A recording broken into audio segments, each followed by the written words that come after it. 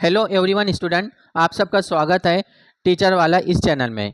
क्या हो मास्टर साहब, अब चिंटिया बनेगा मास्टर। माय डियर स्टूडेंट्स, आज की क्लास में हम पढ़ने वाले हैं सिविक्स मीन्स शहरियत, और यही सब्जेक्ट बाद में पॉलिटिकल साइंस बन जाता है। ये सब्जेक्ट से क्वेश्चन आपके टीईटी, सीटेट और महाटेट सब में आते हैं। तो चलिए देखते हैं। सबसे पहले हम इसमें पढ़ेंगे दस्तूर। दस्तूर मतलब हिंदी में संविधान, कॉन्स्टिट्यूशन। क्या आपको पता है दस्तूर साज असेंबली की शुरुआत कब हुई थी? 9 दिसंबर 1946। पहली मजलिस, जब अंग्रेजों ने प्लान किया कि भारत को अब आज़ादी देना है, तो उन्होंने पहले डिमांड किया है कि आप कोई एक संविधान, कोई एक दस्तूर बनाओ जिस पर पूरा देश चले।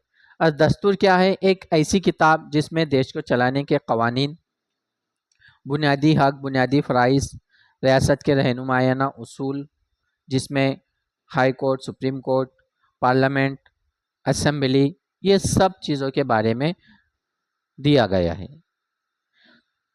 तो उस दस्तूर को लिखने के लिए सबसे पहली जो मजलिस हुई थी 9 दिसंबर 1946 को, दस्तूर साज असेंबली। और इस असेंबली का जो कानूनी मुशीर था वो कौन था? बी.एन. राव। बी.एन. राव, हम इंग्लिश में भी लिख सकते हैं बी.एन. राव। कानूनी मुशीर, माहिर कानूनदा थे। और दस्तूर साज मजलिस का जो सदर, पूरे असेंबली का जो सदर था, वो डॉक्टर राजेंद्र प्रसाद। डॉक्टर राजेंद्र प्रसाद। और यही डॉक्टर राजेंद्र प्रसाद भारत के first president of India, Bharat के पहले सदर जमहूरिया बनाए गए। देन अब इस असेंबली के अंदर कई बातें हुई, बहुत सारी अलग अलग कमेटियां बनी, जैसे झंडा समिति, बुनियादी हुकूक से रिलेटेड कमेटी, मसौदा कमेटी। सबसे इम्पोर्टेंट इसमें है मसौदा कमेटी, जिसको कहते हैं ड्राफ्टिंग कमेटी इंग्लिश में, हिंदी में प्रारूप समिति कहते हैं। और इस समिति के अंदर टोटल 7 मेंबर्स थे। कितने? 7 मेंबर्स। और इस मसौदा कमेटी का जो सदर वो डॉक्टर बाबा साहब अम्बेडकर। डॉक्टर बाबा साहब अम्बेडकर ये थे। ये सबसे इंपॉर्टेंट कमेटी। अब ये जो 7 मेंबर्स थे, किसी को लिखने का, पढ़ने का, समझने का, बाहर के अलग अलग देशों के कवानीन को उसको राइट करने का काम सबको कमेटी ने दी थी। और उसके हेड थे डॉक्टर बाबा साहब अम्बेडकर। अब ये पूरा संविधान दस्तूर लिखा गया, और हमारा दस्तूर 26 नवंबर 1949, 26 नवंबर 1949 को मंजूर किया। इस पर ध्यान देना है, इस पर क्वेश्चन आता है। मंजूर किया 26 नवंबर 1949 को। और 26 जनवरी 1950 को नाफिज किया गया कि भारत एक जमहूरी मुल्क है, और यहीं से भारत का सबसे पहला सदर जमहूरिया, first president of India, doctor Rajendra Prasad. ये आपको ध्यान में रखना चाहिए। तो इस तरह हमारा दस्तूर। अब इस दस्तूर में बहुत सारे अलग अलग अबवाब, पार्ट्स, बहुत सारे आर्टिकल्स, उसकी इंफॉर्मेशन, उसी में से हम देखते हैं। सबसे पहले जैसे बुनियादी हक। बुनियादी हक। अब भारत के शहरियों को 6 तरह के बुनियादी हक दिए गए हैं। नंबर 1, मसावत का हक। देन आज़ादी का हक। नंबर 3, मजहबी आज़ादी का हक। मजहबी आज़ादी का हक। देन नंबर 4,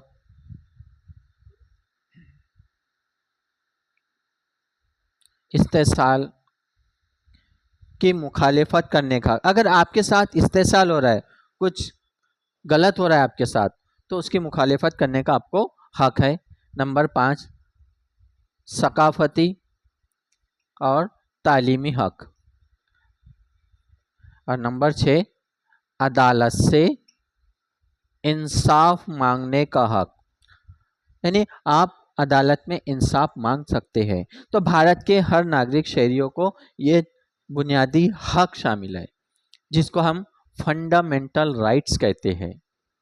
अब कभी कभी टेटी में आई भी है कि मुंदरजा जेल में से बुनियादी हक पहचानिए। देन इसके बाद आता है बुनियादी फराइज। बुनियादी फराइज बोले तो बुनियादी फराइज जिसको हम फंडामेंटल ड्यूटी कहते हैं, इसको फंडामेंटल राइट्स कहते हैं। अब भारत के शहरियों को पहले 10 थे ये बुनियादी फराइज, अब 11 हो गए।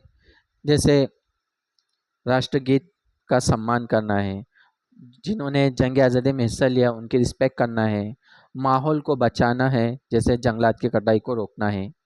तो इसी में से सन 2000, ये इम्पोर्टेंट है कि सन 2002 में एक बुनियादी फराइज ऐड किया गया कि 6 से 14 साल के बच्चों को वालिदैन का काम है, सरपरस्तों का काम है कि तालीमी मौके फराहम करना चाहिए। नहीं तो क्या हो रहा था कि 6 से 14 साल के बच्चे अक्सर किसी पान पट्टी पर, चाय होटल में या बीड़ी के कारखाने में पढ़ाई नहीं कर रहे, काम कर रहे। उनका फराइज है, फर्ज है कि उनको खेलना, तालीम हासिल करने का हक दिया गया है। तो इस प्रकार आपसे प्रश्न आ सकते हैं। अब इसमें जो आज़ादी जो है, इसमें 6 तरह की आज़ादी दी गई है। जैसे आप जलसे जुलूस करने का, कोई भी अपना जलसा जुलूस, जैसे आप लोगों का टीटी का कोई एग्ज़ाम या माटेट या कुछ सीटेट कुछ भी है, तो आप पीसफुल, अमन शांति के साथ आंदोलन जुलूस निकाल सकते हैं। जैसा चिंटिया को गुस्सा आ गया, पास ही नहीं हो रहा है भाई, बहुत हार्ड हो रहा है टीटी का, तो उसको पीसफुली, अमन शांति के साथ सभी अलग अलग जगह के चिंटियाओं को जमा करके वो अपना आंदोलन कर सकता है। देन चिंटिया को किसी दूसरी रियासत में जाने का अधिकार है, जा सकते हैं। आप किसी भी रियासत में जाकर रह सकते हैं, वहाँ पर कारोबार कर सकते हैं। किसी भी रियासत में जाकर आप वहाँ की भाषा सीख सकते हैं, बोल सकते हैं। अगर नहीं भी आती है तो भी आपको अधिकार है कि अपनी भाषा, अपने राज्य की भाषा बोलकर आप रह सकते हैं। ऐसे अलग अलग टाइप के आपको हुकूक दिए गए। अब मजहबी जो आज़ादी है, भारत के हर शहरी को हक हासिल है कि वो अपने मज़हब पर अमल पैरा हो, जिस मज़हब में आप रह रहे हो। किसी को आप ज़बरदस्ती नहीं कर सकते हैं। ये बुनियादी हक और बुनियादी फ़राइज़ में आपको ध्यान रहना चाहिए। अंडरस्टैंड? तो माय डियर स्टूडेंट्स, इस प्रकार जी के जनरल नॉलेज जो बोला जाता है, ईवीएस इन्वायरमेंटल स्टडीज़, हम लोग सबसे पहली बात टेक्स्ट बुक नहीं पढ़ते।